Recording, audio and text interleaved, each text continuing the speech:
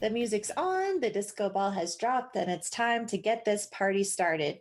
You're listening to episode 26 of DiscoTrek, a Star Trek Discovery After Party podcast here on the Tricorder Transmissions Network. I'm your host, Heather Barker, and we are here to do another character deep dive. Tonight, we're going to be talking about Ash Tyler, but first, a little bit about our podcast. As everyone knows at this point, we created this podcast to reach out to fans and give them an opportunity to talk about Star Trek Discovery in the off season, which is slowly coming, or I guess quickly coming to a close at this point. It's almost December, and season 2 debuts at the end of January. So we've got just a couple character deep dives left to do. But we reach out to our friends, our members of the unofficial Star Trek Las Vegas convention group on Facebook to pop onto the show. So tonight we have returning guest Seth T. Walker. Thanks for coming back. We're excited to have you. Well, thanks for having me. I am super excited to be back and to talk about our dear friend, the Klingon man, Ash Tyler. And then we have the very infamous, we could call her Michael Burnham, but she's not. She's Mahogany Harris. She is probably the best Michael Burnham cosplayer we've seen. We know her from STLV, and we're so happy to have her here. Welcome, Mahogany. Thank you. Thanks for having me here. We're super excited to finally have you on the show. So, yes, we're going to do a deep dive about Ash Tyler tonight. But first, we did want to do a quick shout out. We have a Patreon supporting group for our network, and I think we've got some new Patreon members this time, don't we, Jeff? We absolutely do. We got 2 new patrons in the last couple days. Kira Knotts, who was a guest on the most recent Queer Trek episode number 3. Thank you so much, Kira. And we also have April Taylor, who is also, I believe, a Queer Trek listener. Super excited. If you have not checked out Queer Trek, please do. It's my baby. This is also my baby, but it's something special. And our episode with Kira was also super special. So yeah. So tonight we're going to talk about our most, the worst, best kept secret of Star Trek Discovery. Is that an accurate description? Yes. Ash Tyler. So obviously, a black alert here. If you've not watched Discovery, don't listen anymore. I assume that everyone here has, knowing our podcast, because there will be spoilers about this very infamous secret. So for those of you who did watch the first season of Discovery, you already know that our near and dear friend Voke, the Klingon, L'Rell's best buddy, is Ash Tyler. There was a lot of speculation, which we talked about in our episodes leading up to the reveal, that there were various things. There was like the infamous hidden actor on IMDb, Javal Iqbal, which wasn't in anything, but he was there as a character. And so there was a lot of speculation leading up to the reveal. And so when the reveal finally happened, we kind of knew what was happening, but at least for me, it was a super great reveal. So essentially we have Shazad Latif playing both Voke, the Klingon, and Ash Tyler, the Starfleet officer. And I say by the end of the first season, we saw a lot more of Ash Tyler than we did of Voke. And I do have thoughts about that, but I wanted to start off as usual with our initial reactions. And since this character is kind of split between 2, we're kind of saying this episode is about Ash Tyler, but you can't talk about Ash Tyler without talking about Voke. So we want to start with our initial reactions to the character and kind of how we felt about them over the season. So Seth, why don't you open us up? Yeah, well, I was a little bit disappointed just in the fact of the amount of speculation that went in terms of retrospective, because I thought it was a really good reveal when you look at it. All these small clues were put out there. And for me, I wish that I hadn't done so much digging, because I never would have looked into Javad Iqbal. I never would have suspected a lot of stuff. Like every little thing that happened when he shook Michael Burnham's hand, and it just, she had that look. I was like, oh, that's because she knows he's a secret Klingon. And I mean, it was just, I think it was really well done because I liked the characters. I mean, I don't think Ash Tyler and Voke look similar, even knowing that Shazad Latif plays Voke. Mm-hmm. It's hard to see that looking at it. It is. The makeup, especially because the makeup covers the whole face. Right. The Klingon makeup. And he does a great job with his voice. He does. The voice, that's a big part of it. And I remember seeing like some images where people were like highlighting like Ash Tyler's left eye and Voke's left eye. And they're like, look at the eyes. Come on. And you're like, yeah, it does kind of fit. But I mean, that's the exact kind of granular stuff that was fun to do at the time. But because we were right, I'm kind of regretting doing that. And I think I'm going to step back from some of the speculation in season 2. Just to allow myself to enjoy it more, to go along for the ride. Because every scene with either of those two, all I was trying to do was find clues to prove it. But like you had said, even though the reveal was known, I thought they did a great job.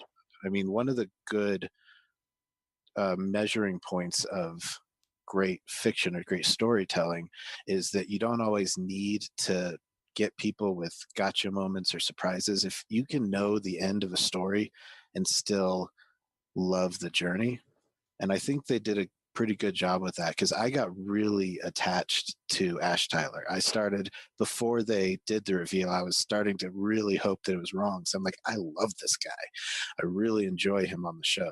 And then they started kind of throwing in some other things, when he killed Dr. Culber, of course, that kind of soured him a little bit for me, because I also loved Culber, but still it was fun to be along for the ride. I think I want to take a step back, like I said, to season 2, but I thought they did a great job with both characters. I mean, without the extra internet sleuthing of us and the millions of other denizens of the internet, I don't think I would have been able to tell, honest to God.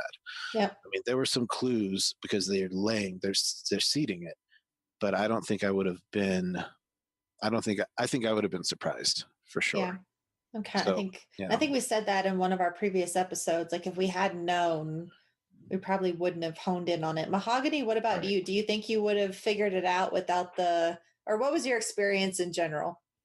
Okay, so I'm the complete opposite. I didn't really figure it out until later, just because, I was, obviously I'm preoccupied with the details of the cosplays and all that stuff, so I wasn't really paying too much attention. I mean, yeah, he's a great character and all, but afterwards, as the show progressed, and I started to see clues. Like, for example, at first I thought he was just a rape victim of Klingons when they showed that one flashback scene. Yeah. But when he killed Dr. Culber, I'm like, something is fishy. What is going on here? So, and then it started to click there. So I could see what they did, but I like how they led into it instead of just like, how would I put this? Just giving it away right away. They made it seem almost like he was just a regular human with PTSD from abuse of the Klingon prison, let's say. That's what I had thought he was originally. Yeah, yeah. So I like how they led into it. Like, there's a lot of character development aside from his whole big reveal, too. Yeah, like his backstory that he knew. I mean, when he was telling the story about fishing, and I think it was Seattle, something like that. I that was one of those moments where I'm like, oh God, can you please be wrong and not be? I want you to stay on the show. I don't want you to die. I already miss Captain Protein. Yeah. So overall, Mahogany, do you like the character of Ash Tyler or Voke? Yes and no. Like, there were parts of him that kind of irritated me, but then other parts of him that I liked too. So once I figured out his backstory, he became a more likable character, just basically what he was, instead of being some obnoxious, whiny guy. You see why there was a reason behind why he is the way he is. So Klingon trying to pass as a human, it's not that easy. Yeah. That leads me to a good question. Can I ask you guys? I'm not completely clear on whether he was whose like physical body is that? Is it Voke's? It's Voke's body. So the reality here is that I don't think any of it is extremely clear. Right. But from what I gather with the scenes of the surgery and the torture, I guess, is what it is. And forgive me because I don't remember specifically which episode that's in. It might be, was it in the mid-season? Was it in take like parts of I think it was almost before the hiatus. That Into one the where Forest to Go, maybe? or I would say it's probably when it infiltrated the Klingon vessel. Remember, he had the shakes there. He was frozen, and then he started seeing visions at that point when he saw the dead Klingons there. So Yeah. I'm thinking that's when it was. So episode 9, something like that. So I think it might be Into the Forest to Go, but somewhere in there. So they have both the torture, which is the surgery transformation, and then the, in quotation, sexual assault, the sex part with Laurel. But if you slow down, which I really don't recommend watching it because it's very difficult to watch. But I found somewhere online, someone had slowed down the clip of the surgery and the torture, and it was heavy. It was a lot. It was a lot to take in. I had done some freeze frames, and that's where I was a little confused because I wasn't clear whether they were surgically altering him or whether they were torturing Tyler to prepare his mind for like some sort of transference, either physical or psychic or technological. Yeah, my understanding is that it was Vok's body, and then they did this surgery, this radical surgery, and then imprinted the Ash Tyler personality onto the body. Yeah, so again, Star Trek is science fiction. Yeah. And we don't have definite answers about this and this. We don't have definite answers about a lot to do with Vogue and Ash Tyler, and we'll just put that out there to begin with. And personally, I'm not here to try to nitpick and dissect all of that. Like, we were given what we were given. That's what we've got to work with. And if some people want to go through and try to figure out the whole process of how things work, feel free. But to me, there's too much there that it's going to distract from the story and from the characters itself. So I think that's why they were limited on the details, to try to focus on the other story. Yeah. And you know, in parts it's difficult because you lose part of Vok's story. And I don't want to like skip ahead and talk about the matriarchs and all that, but we lose Vogue right before he goes to the matriarchs, and then we have Ash Tyler. So we don't know anything about what happened during that time except for these flashbacks of the surgery / torture and the sex / sexual assault or rape that are Ash Tyler's memories. So, you know, it's a little up in the air. We don't quite know what exists in Ash Tyler's head because, you know, once we have Ash Tyler, he's Ash Tyler. He may be Ash Tyler in Vogue's body, but he's still what we see and what we know it is Ash Tyler. And I do believe that, you know, he is a person in his own right. He may have these memories, and these memories may or may not be accurate memories, but he still believes he's who he is, if that makes sense. Yeah, it does. Yeah, it does. And then, you know, the Vogue stuff starts to come up on top of that. You know, that's a complicated question because I think overall it helped my experience because it was a good community exercise. It was fun to talk to people about it, and it was a good, you know, I support the weekly distribution method because it helps the show last longer. I mean, not just in the time that it takes to air it because it's over weeks, but you know, one episode consumes an entire week of conversation and speculation, and I enjoyed that. But on the other hand, some of the individual things, like the reveal of Lorca being from the you know, alternate, the mirror universe, like I had seen somebody look at his scar and do a comparison to an agonizer, like one of the implanted devices from TOS, and the scar matched that, and that's not something I would have ever picked up on. And so that was always in my mind. And the same with the Javad Iqbal stuff. Like I would have looked at his IMDb page and been like, oh, there's another actor, and just accepted it because, you know, I sometimes I can be a doormat like that. I'm like, oh, they say it's on the internet, it must be true, and just moved on, and it would have been more of a surprise. So it's twisted because I liked the community building, I liked the conversation in general, but some of the bigger surprises I would have rather not had all the info that wasn't thrown in my face. I mean, I dug for it for sure. I mean, I'm not blaming. Yeah. Right. It was in our face. I feel like as podcasters, like it's part of our job to keep track of what's being discussed. And then we talk about it on the show. And, you know, we kind of mentioned it and whatnot and mentioned the speculation. And then once it started to become apparent, it certainly became more of a conversation. But like, I feel that Ash Tyler as Voke may not have been as obvious to me as Captain Lorca. Like we all knew that there was something up with Lorca. Right. So I feel like that was a little easier to figure out than Ash Tyler.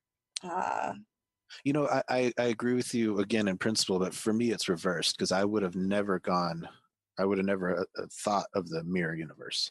Yeah. That would have never occurred to me. But secret Klingons would have occurred to me. Not saying Ash Folk would have occurred to me, but just the concept. See, my experience was the opposite because I don't really talk about this stuff on Facebook that much. Like at the time, I didn't really know anybody in the Trek community, and everybody in my social circle wasn't really into it. So I could just have pretty much a pure old school viewing of this show and enjoying everything. But yeah, I could see how it would lend a different experience, but I don't know if I'd really want to be diving into social media because I'm not really a podcaster to be listening to everybody's speculation. I saw a few things of, Lorca's mirror universe, and I'm like, no, I don't want to see that. Just close it. Yeah. So, it's hard. Different strokes for everyone, right? Yeah, with season 2, I feel less inclined to pay so much attention. Right. But at the same time, it's like the people expect me to talk about this because we do the podcast. Like, I don't know. Jeff and I will have to have a conversation about how we approach season 2. Yeah. I will say this, despite knowing what was coming, I was still blown away by the reveal. I thought that the reveal was done incredibly well. It gave me chills the moment that Shazal Latif started talking Klingon or Ash Tyler. Yes. Like I just, and it didn't matter that I knew it was coming. That's the great thing is that I was expecting it. I was waiting for it. And when it happened, it still gave me chills and shook me. And that is just testimony of good television to me. Right. Good storytelling for sure. Yes. Yeah. So I do have to give props to that moment. Okay. Sorry, Mahogany. I'm sorry I interrupted you. It's all right. What I was going to say, I don't think it's relevant at this point. So anyways. Okay. So I notoriously said in our Laurel episode that at the end of the day, I kind of wonder how important the Voke / Ash Tyler storyline and character is to Discovery. And now that we're actually talking about him specifically, I don't know if either of you got to listen to that episode, the Laurel episode, but yeah, I did. I didn't. So it was, part of it is that obviously, so there's Voke / Ash Tyler and Laurel as a thing, and then there's Ash Tyler and Burnham as a thing, and I'm not sure that he's great for either women in the show. I'm glad that at the end of the day, Michael wound up kind of choosing to go her own way in some respect. I mean, part of it is that Ash Tyler also decided to go his own way and realized that he's not meant to be on Discovery right now. And what we've seen from season 2 is that he's still going to be there in some respect. He looks to be an Ash form as well. Yeah, we're not going back to Voke. And they can't revert him. Yeah, as we left off in season 1, I think we were there was some slight confusion over whether there was any Voke left or not. And I don't think that question has necessarily been answered, but I still lean towards that when Laurel did her magic hands on his head, that she took away the Voke identity. So what we have now is Ash Tyler, and it's Ash Tyler trying to figure out where he fits in. But I'm just curious, like, do you guys feel that he was an essential part of the storyline, that he did? I guess it's hard to say, and it probably garners more conversation than just asking a question. But do you feel that he was a good character for the women, if that makes sense? It's probably not the best phrasing. No, I would have to say yes and no, because obviously with his whole issues as being a Klingon forced into this human vessel, let's say, and all his unresolved issues, and of course trying to kill Burnham a couple times, but at the same time, I feel like he was put in just to sort of speed up her progression as a character, because you really see that development between the two of them. Yeah. Like, that evolution. So he was an integral part of the story, put it that way. Did you like the relationship between Tyler and Burnham? No. But then again, I'm sorry, that's just because I'm a Lorca fangirl, so I really wanted Burnham and Lorca, and I was really disappointed that didn't happen. Yeah. I loved it. Like I mean, I don't know if I so much loved the relationship as a thing, but I loved what the relationship did to each of the characters. I mean, one of my favorite lines from all of Star Trek came from their conversation when she's talking about, I feel angry, but I want to love, and I'm hurt, but there's hope. Yeah, you know? that's a really good one. Yeah, and so I like what they brought out in each other, and I liked their interactions. I mean, I'm one of those guys who I don't really watch a lot of shows or movies for relationships, but I can appreciate, you know, the relationships that they do in Star Trek, because the way that they bring out different things in different people, Tuvok and Neelix, Chakotay and Seven of Nine, Chakotay and Janeway. I mean, it's just they bring out cool elements of the characters, and I thought that did well here, even with Voke and Laurel. And I think that going forward, we're going to find that there's a potential for Voke / Tyler, for Ash Voke to be very integral, because he has this connection with, I guess she's going to be the science officer or whatever her new rank is on Discovery, and that might become important later. It might not become important as them as an item, but I think their play within the hierarchies of their own groups could become very vital, and their background is going to be a lot of propellant for that. So I enjoyed seeing their relationship because of what it brought out in both of them, the conversations they had, the memories they discussed. I'm looking forward to seeing how Ash will interact with Laurel in her new role as Chancellor. That could be interesting too. Yeah, that's going to be a weird relationship. Yeah, and well, not really more of a relationship, but more just interaction. Because I'm the same way. I don't really watch for relationships, but I'd like to see, you know, progression, storytellings. Right, and I think it'll be interesting too how the Klingons react to, you know, Laurel as the Chancellor having like an advisor who looks and acts human. That might be an interesting interplay. This is where I have issues, just because I think that this character suffered from some of the chaos on the bridge, so to speak. Some of what was going on behind the scenes with the show and its production and its writing staff. I would rather have seen Voke and Ash Tyler as separate characters and separate characters developed. I think that I would have liked to have seen more of Voke's story. I wanted to see what was happening with the matriarchs. I wanted to see his relationship with Laurel, because I will tell you right now, when you ask the question of, you know, Voke going down this path, I would actually tell you that Laurel manipulated him to do that. I would agree with that fully. Yeah, Voke to me seemed like I hate to say the word weak. I don't like using that word. but I think he was a malleable, easily influenced. Yeah. Yes, easily influenced, malleable, and she saw that opportunity and was going to basically use him as a figurehead of sorts, so that he could be that figurehead while he could be the puppet while she was the puppeteer in a way. Yeah. Yeah. Right. Yes.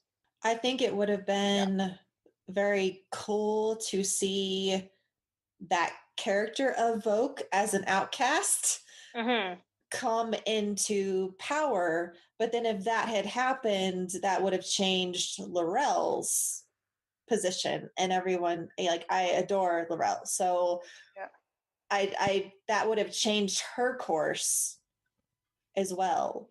And then when we see Ash, just like Seth said, like there's something with Ash Tyler, like he's a likable male character.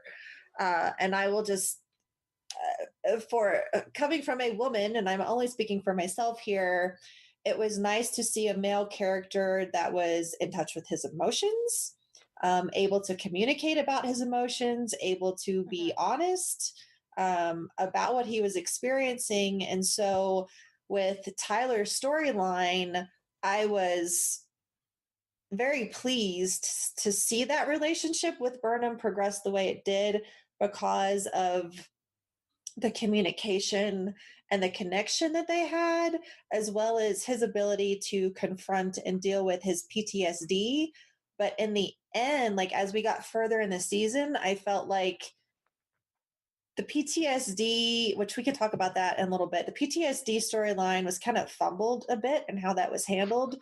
But then he started to kind of turn on Michael, aside from trying to kill her, but just as Ash Tyler himself, like towards the end, he started trying to,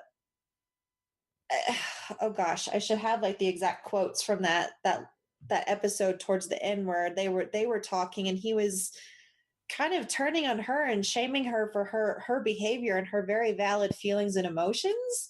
And that sat very poorly with me. And so it very much changed my perspective of Ash Tyler, as to where I was totally rooting for him and I really liked him and I liked them together. But then when he took that stance, like that's borderline abusive behavior. So that kind of wrapped into everything else just didn't totally work for me. But Ash Tyler is just a character that like you really want to like. See, the way I see it, that part where you mentioned with the abusive part, I saw that as more of Vogue coming through. Yes, I agree. Yeah, that's the way I see it. So he's trying to repress that part of him, but it's just forcing its way to the surface. Yeah. I think everything that happens when you look at Ash Tyler and Vogue is a little bit more complex than any other like normal human interaction, because it's not simply PTSD. The Ash Tyler part of the brain is suffering from PTSD, but then there's whatever it does to your brain to have two minds in there, and dealing with whatever Vogue also went through in his troubled childhood, as being a different looking Klingon in their very rigid culture would cause tons of early life trauma. So you're dealing with these two different things melding and different mentalities trying to take over. And I think that adds just layers of complexity to every action that he takes. Yeah. And I think that will further complicate this relationship with Laurel. I can't even imagine that, because yeah, as Vogue, he loves her, and as Ash Tyler, he probably had, or maybe loves her, but it seemed like they had as I don't know where I'm going with. As Vogue, he wanted her assistance. I truly believe that Vogue and Laurel had a relationship. I mean, I don't know what Laurel's side of it was. I mean, at the end of the day, with what we saw, Laurel definitely seemed invested in Vogue / Ash. I don't know if Laurel was ever in love with Vogue.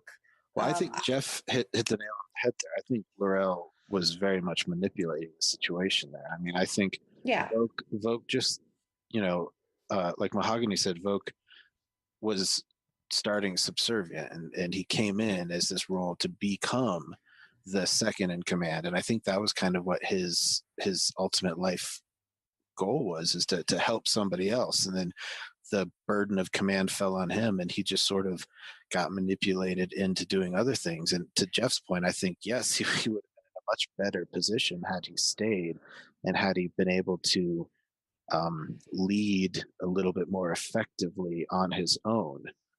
But he got but he got pushed into the situation, by just kind of weak leadership where his people betrayed him for some food. And then Laurel saw her moment. She's like, I can use this to help assert my power, because she never liked Cole. I mean, we know that. That's yeah. So everything she did to help Cole was to help her. Yeah. From what I see over the first season, like I'm not convinced that Laurel was ever in love with Vogue, but I believe that Vogue was in love with Laurel. Right. I do too. Even from that first that episode where she's like, "Shall we uncouple?" Like, and the look he gave her, I was like, "Oh boy." And so what we didn't see with them going to the matriarchs and them having sex at some point, like that happened. And again, like, you don't have to be in love to have sex. So, and we know from what Mary Chieffo has said that Laurel is a very sexual creature. So for me, I'm going to assume, and it may be incorrect, but that, Laurel was just, having agency and having Vogue in that way. She's probably using his sex to lead him on and sort of make him easier to manipulate too. Because I mean, you could, thinking back on that scene, it looks almost like that if you see it from a different perspective, as opposed to somebody getting assaulted by this Klingon lady you're seeing. Yeah. She could be just doing this to get him to be subservient to her. And I'm not even convinced that it was the body of Ash Tyler that had any sort of sex. No. I think you don't see the male body, so.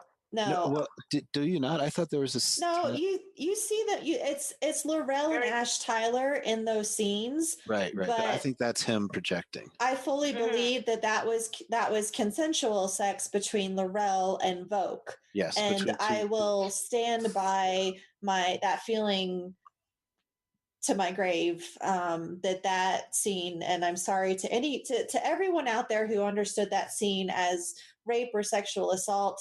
To me, as a sexual assault victim, like that's not what it was. That scene, the way it was filmed, felt very much to me like sex. Whereas when Ash was experiencing it, like when Ash was talking about it, I do understand how Ash would feel that it was sexual assault or rape, or just not understand what that memory was. Because again, it was really Vogue's memory that Ash was experiencing. And he was putting his current physicality into the memory, because that's how he could make it make sense to him. Right. I mean, we know as humans that memory is incredibly manipulative. You can manipulate it. It's very fallible. I mean, I have a very specific memory both me and my cousin share. When we were like 6, after one Easter, we ran out to see the eggs that the Easter Bunny had left, and we both saw the butt of the Easter Bunny popping behind the fence, and we have a very strong memory of it. But it was like a big person dressed up in a costume. And I've spoken with my mom since then. She's like, we never hired anybody. And so we know that didn't happen, because also, spoiler warning, and I hope there's no children listening, but there's no such thing as the Easter Bunny. But after what we've been discussing, there better not be. But we both have a very vivid, and we both share this memory. So it's proof to me of how fallible it is. And so having your mind completely changed and transplanted or melded with somebody else's, I can't imagine what that would do to your memories. Having Ash Tyler remember being a Klingon sitting in a human classroom, and it's going to be chaos. And the trauma of not understanding what's happening to you, right? And it that when we first talked about this scene in our episode of DiscoTrek, it was difficult for me because I've been in this situation, and the way that I process it is different from from many other people, and I just wanted to throw it away as saying, why did Discovery do this? And I never want to see this again, etc. And then just like completely dismissing any relevance to how Ash Tyler remembered it, experienced it, processed it. And I don't think it's fair, because Ash only knows Ash. Mm-hmm. He doesn't know his life is Voq. So he believes he is who he is. Right. And to him, you know, he was still in war. He was still tortured. He was still experienced this sexual assault, which I think he even doesn't quite understand exactly what happens. Yeah. And I think, you know, now at this point, I can even say that's still a very valid thing, because when we talk about, and I don't want to make this podcast about sexual assault, but when we talk about sexual assault these days, there's still a lot of gray area about what is or what isn't sexual assault. Mm-hmm. So I completely understand having that type of confusion. And I don't ever want to dismiss, just because we know that Ash is Voq, I don't want to be dismissive of Ash's own feelings surrounding that trauma that he experienced. I think that Ash's PTSD from these memories is valid. And I think the Discovery did a really good thing by having him openly talk about it. I just wish that they had maybe gone about it in a different way, so it wasn't wrapped up in this strange combination of characters where what Ash sees as assault and torture is actually consensual sex and consensual transformation, I guess. And I mean, again, we can debate whether Voq was manipulated into doing this transformation or not. That we will never, I mean, maybe we'll know in future seasons, but I doubt we'll ever truly know. But it's important to me to just iterate that Ash Tyler's experience as a trauma victim is valid. I think that's a valid statement, and I think it probably goes for Voq as well. As I stated before, I don't think Voq had a great upbringing, and you know, he probably had plenty of right. And so and so you're gonna have a very confused secret Klingon with a lot of traumatic life experiences. I also like that. Sorry. Go ahead. I also like that what they did when they took the angle of having a male character go through that kind of thing, because in media you always see it happen to females. But when you see a male going through this kind of assault or whatnot, because, well, it's great, you don't know what happened there, but to me, I found that really refreshing to see, you know? Yep. Something different. There's definitely a conversation that can be had about sexual assault on males and rape of males, because it's a thing that happens, and it happens by women. Yeah. It's not just a male on male thing. It's not just a prison thing. Not just a prison thing. It's a very real thing.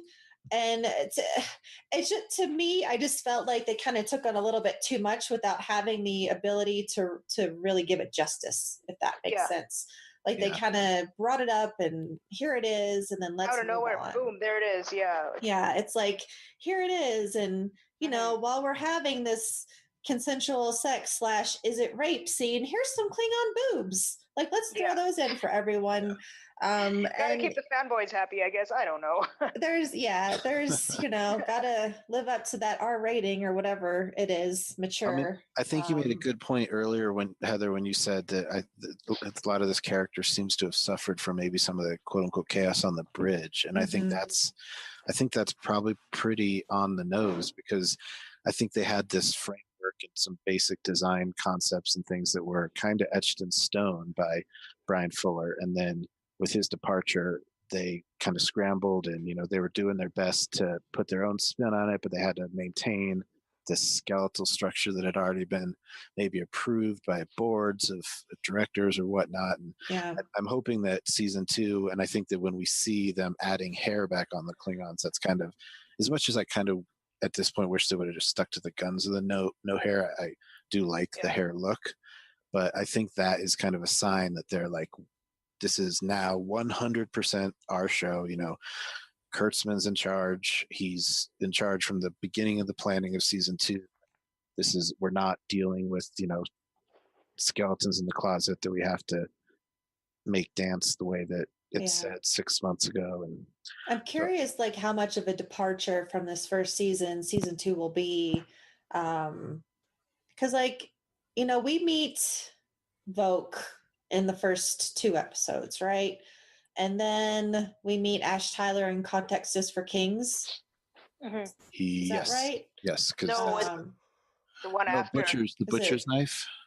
Is it Butcher's Knife? No, sorry. Oh, Choose Your Pain. Choose Your Pain. Yeah, Choose Your Pain. It's the other C one. I knew it was a C one. So it's like we meet Ash Tyler, and even there was just a little bit of unbelievability because he goes from he's a prisoner on that Klingon freight ship or whatever, and for 7 months, which is unbelievable. Yeah, he's been a prisoner for a long time. He survived. Okay, sure. He did favors with Laurel, is what he said. And then we get him on Discovery, and within a very short amount of time, he's already the security officer. Which, again, that was just kind of one of those things which I think a lot of people raise their eyebrows at and just dismissed as it's a plot point. Like, we need to move the show along. We need to get him involved and on the bridge and part of the main cast and everything. But even then it was kind of like, okay, that was really fast to get him involved and everything. And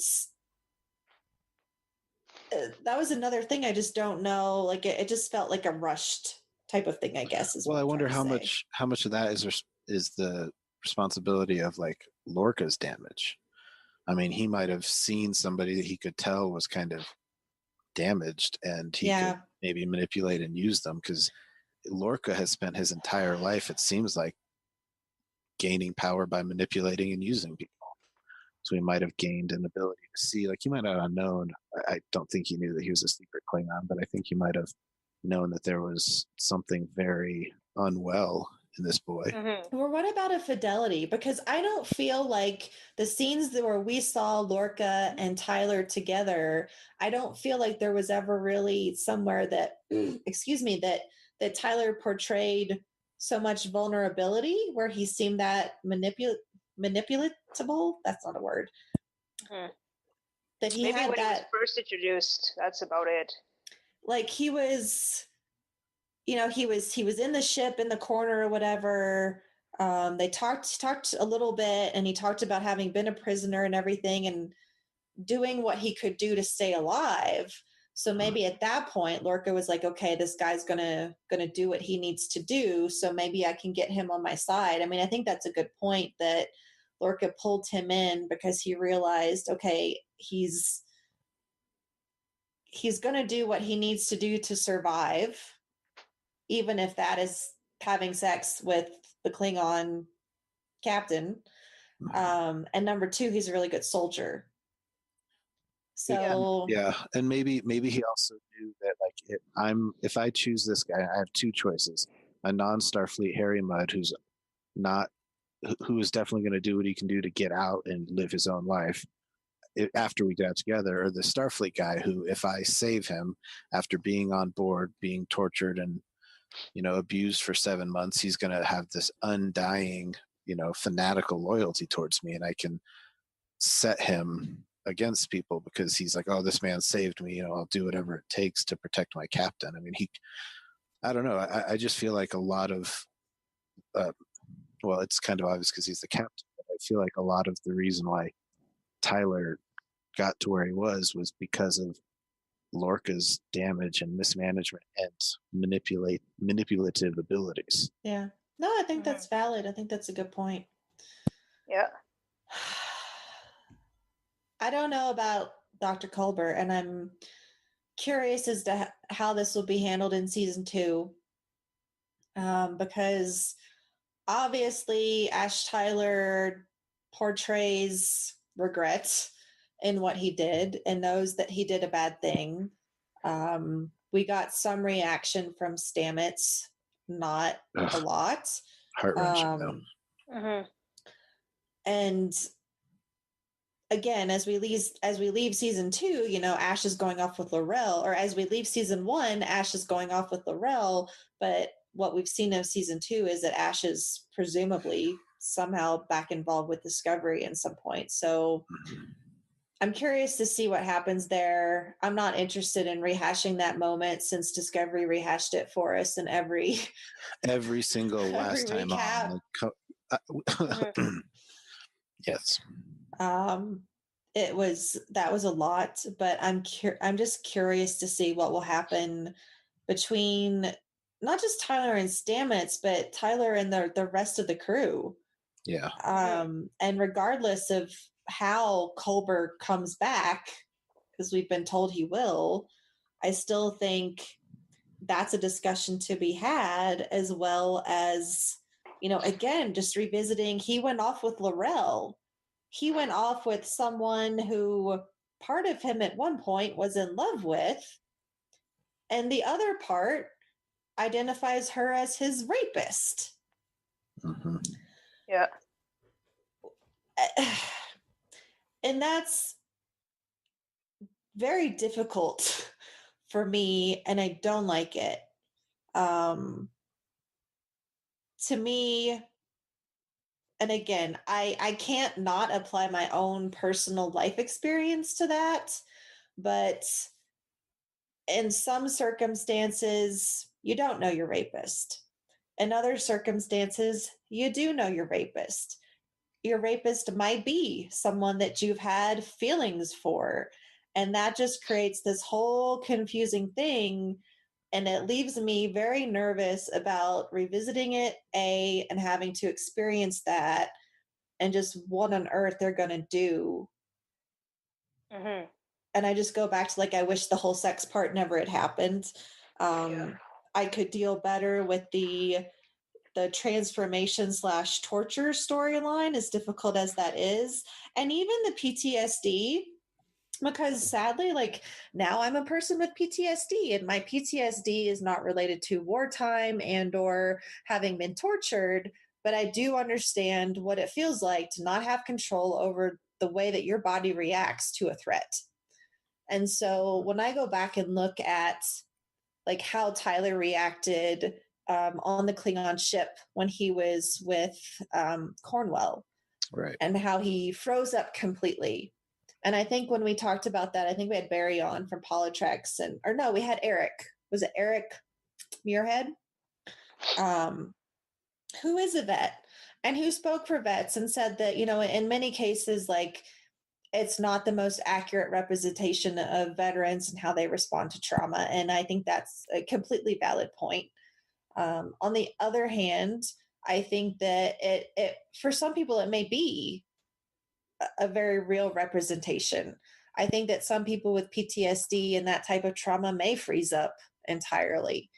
Yeah, I mean, all human emotion is on a spectrum. So I think there's definitely people who fall in all levels of that. And they might use his reaction. That might be part of his motivation to be on Discovery. You know, Laurel might want to have an agent sort of doing whatever mission this is that, you know, Pike has got going on, and he might volunteer, and there might be resistance or reticence on her part to send him, but he's having a tough time being with her, being around Klingons. I mean, they might use some of his experiences as motivation to put him on Discovery as, you know, as Laurel's or just the Klingon Empire in general's agent to whatever diplomatic or military role they have in this new season.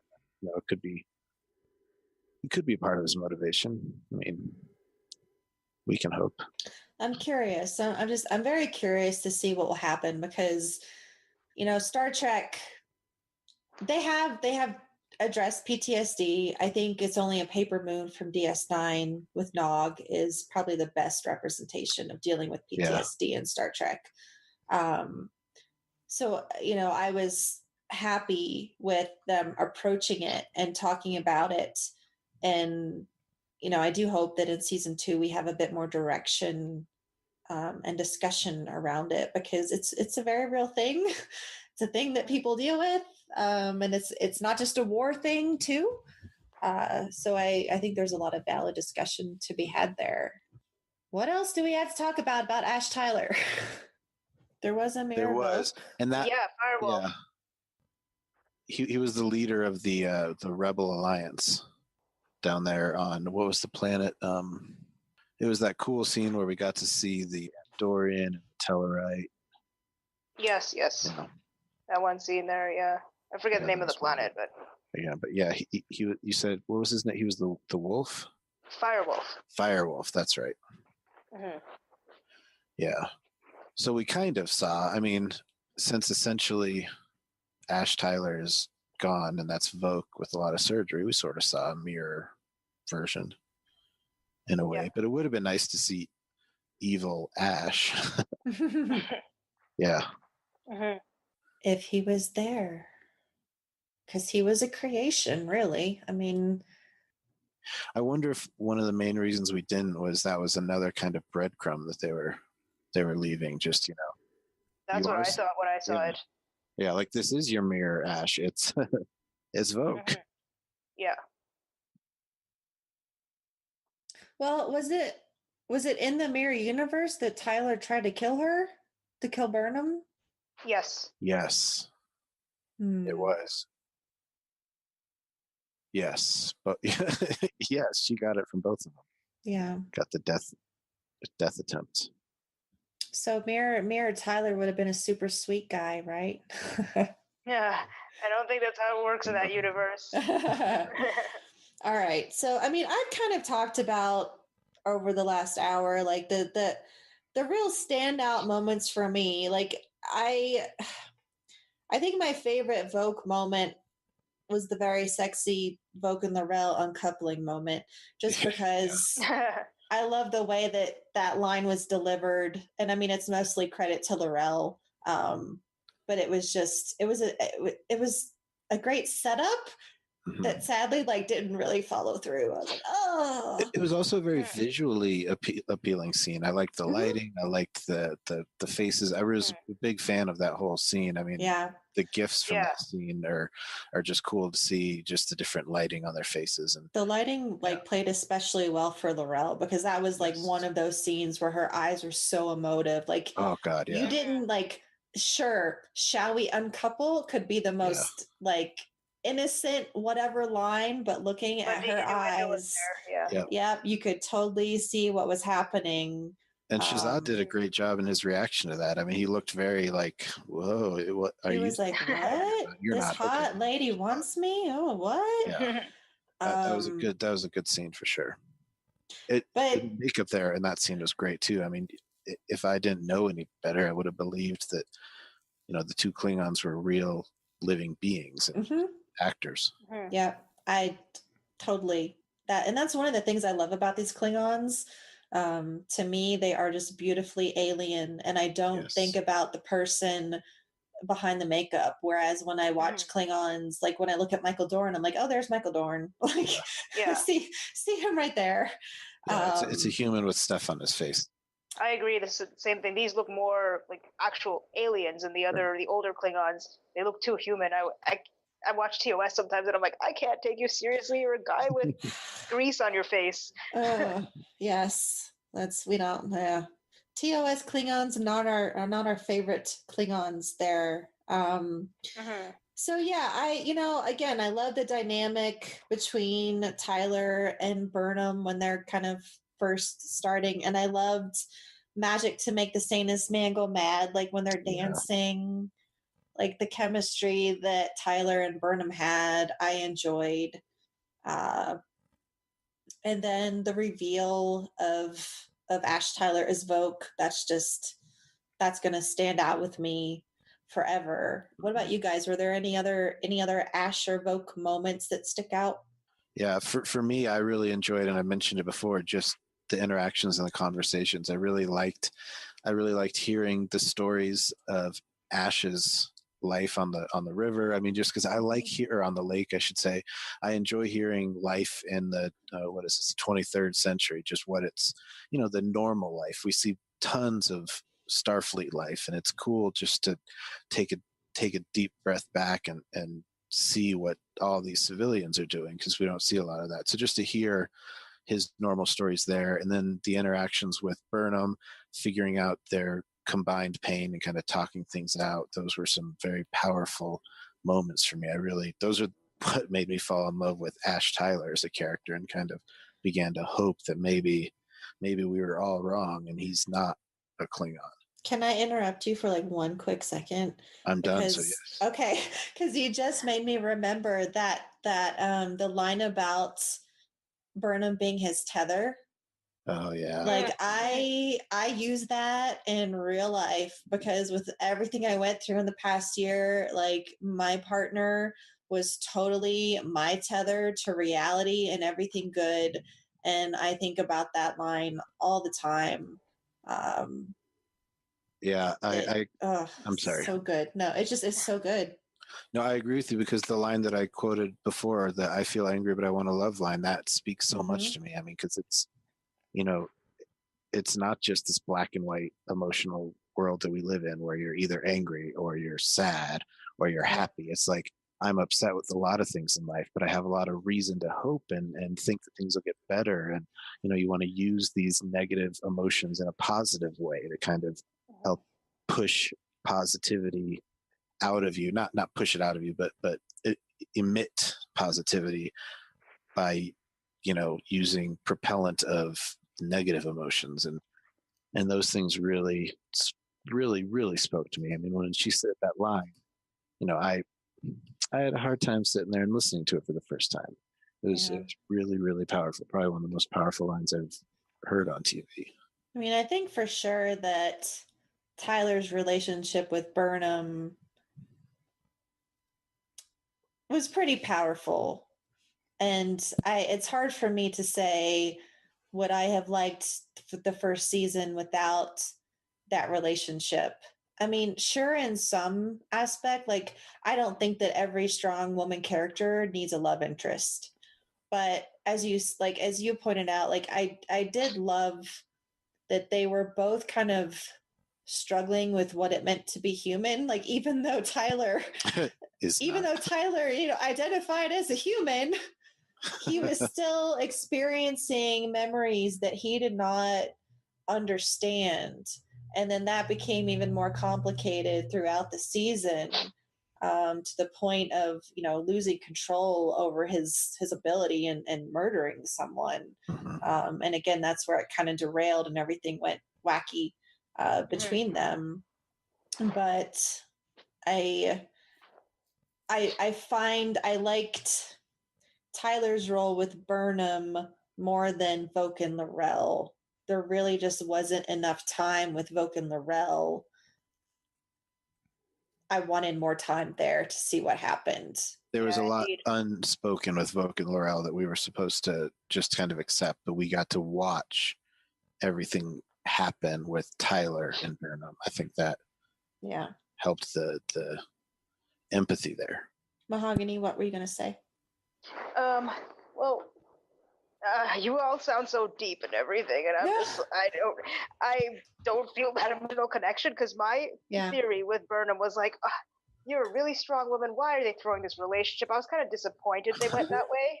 I get it. I would have rather see them as a good friendship, like just platonic friendship. A couple buddies can talk to each other, and I was kind of disappointed they went with that angle, but at the same time, it was nice that they could do that to show the character progression as well. Yeah. And my biggest thing that I liked is the fact that it's a Middle Eastern actor who is not playing a terrorist. I was really happy about that. It was a representation. That's my big thing with Discovery, is all the representation, seeing somebody who looks like me as a main character, and all these other diverse cast members too. Yeah. Which I mean, so Nico looks a lot like you. I'm looking at I know, I got that picture like right up there. Yeah, I'm looking at that right now. Oh man. No. Okay. Now I'm just thinking about Sonequa and how amazing she is. So we're talking about Ash Tyler, who's also amazing. Okay, let's get back on track. I'm sorry if I No, it's okay. I got a photo op with Shazad Latif at STLV, and it was just like, it was great. Really, the entire Discovery cast was great. You know when he did that disco thing where we had that group photo and the cast Yeah. came out? Yeah. When he saw me, he literally jumped over 3 people just to shake my hand. He freaked out when he saw me. That's awesome. It was so funny. That's awesome. Yeah, those guys look like a whole bunch of fun. It looks It like was fun. a big family, like TNG and the DS9 guys. Mhm. Yeah. I mean, at the end of the day, I'm glad we're going to see more of Ash Tyler. And, Yeah. you know, who knows what we're going to see of Oak. I don't know. I hope I only have good things to say in season 2 about what Mhm. happens. You know, Yeah. I've said my piece about what I didn't like about season 1 and what happened Yeah. with these characters, and that's kind of that. But you know, at the end of the day, Ash Tyler is still a character that I liked and I enjoyed, and I saw a lot of good come from him, even if it didn't get fully actualized in some of the conversations that could have been had. But I hope that they'll continue to be had in season 2, because regardless of who's going to be writing it, I'm not sure what else is going on in the writers' room right now, but it sounds like they realize that's a story to be told. And so hopefully they'll tell a little bit more about the PTSD aspects, as Mhm. well as how he's going to reconcile having murdered Dr. Colbert. Yeah. I'm really interested to see when Cobra comes back, because he was one of my favorite characters too. Yeah, and he's our last deep dive, which at this point we'll probably be doing in January before the season comes back on, season 2. January 17th. Hey, you know, when is it airing in Europe? Do you guys know? I don't know. No. I just 'Cause I'm know it's wondering if- January 17th here. Yeah, January 17th here in Canada as well. But that's 1701 if you look at it in Yep. European. Yeah.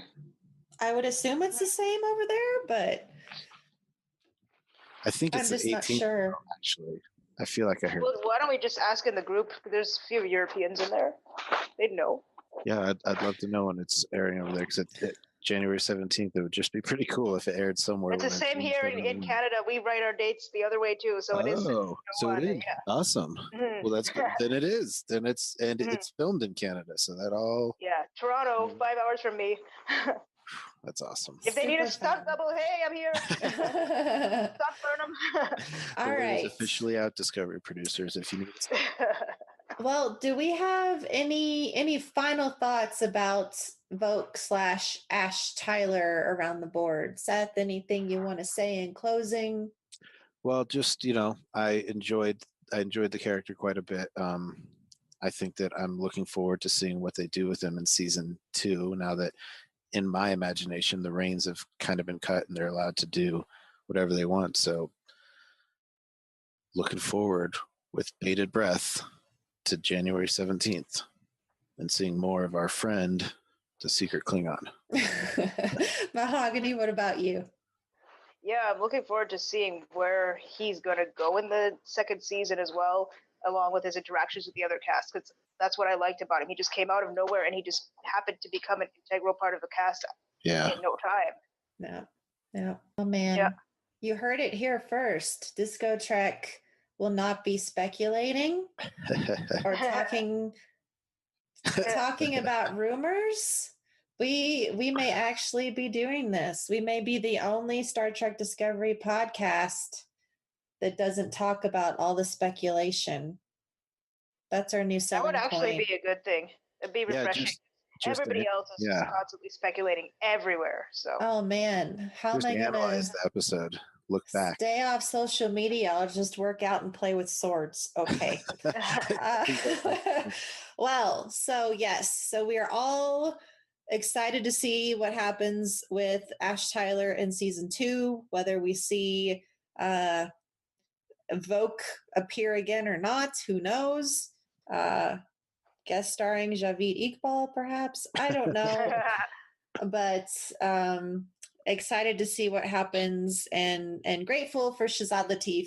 Again, when I met him at STLV, he was just wonderful and enthusiastic, and we're really super happy to have him be part of our Star Trek family, and glad that he's going to stick around for a while. Very much so. So that wraps up our discussion about Vogue/Ash Tyler. If you would like to get in touch with all of us and continue the conversation, Mahogany, where can people find you on social media? I have a cosplay page, so it's Mahogany Severia. That's Sevria. And I'm also on Instagram at the.severia. Perfect. And then Seth, what about you? I'm pretty much mostly on Twitter at VerseTrek, VERSETREK. And when the new season comes out, I'll get back to my versing, which I haven't done in a long time. No worries. Life happens. All right. Where am I? I am LLA Posper on Twitter, and our show is disco_trek on Twitter. Our network is at Tricorder Show. We are the tricordertransmissions.com. We are the Tricorder Transmissions on Facebook, and we do have a DiscoTrek page, but we just basically post the episodes there. So there's not a whole lot happening, but feel free to like either. If you like our Tricorder Transmissions page, you'll get first notice of all of our shows that are released. Our newest podcast just hit the airwaves this past month. That is Sober Trek with our dear friend Polyester. Highly recommend that you check that one out. Tricorder Transmissions is doing a shout out contest. We have some cool swag that we are giving to one lucky fan. So tweet us, shout out on social media, tag us so that we see it. That's the most important thing. And we would just like to know what you love about our network. So hashtag Tricorder Tribe.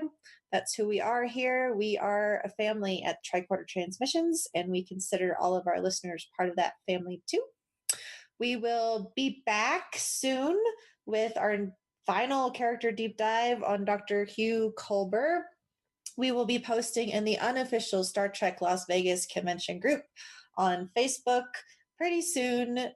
You will just want to keep an eye out. You'll see the DiscoTrek image and then information about the recording time, which will likely be early January. And you will just comment on that to be entered to win a chance to be on the show. We do a drawing.